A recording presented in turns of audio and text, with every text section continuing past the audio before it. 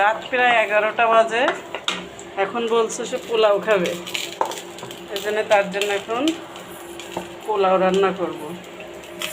চালটা ভেজে নেব।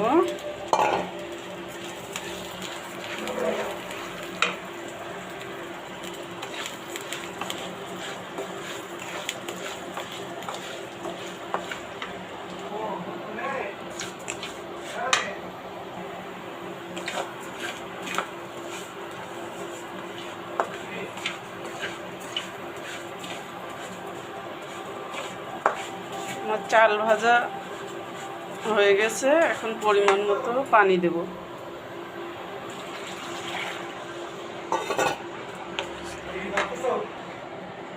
পরিমাণ মতো পানি দিয়ে দিয়েছি, এখন 10 মিনিটের জন্য ঢেকে দেব।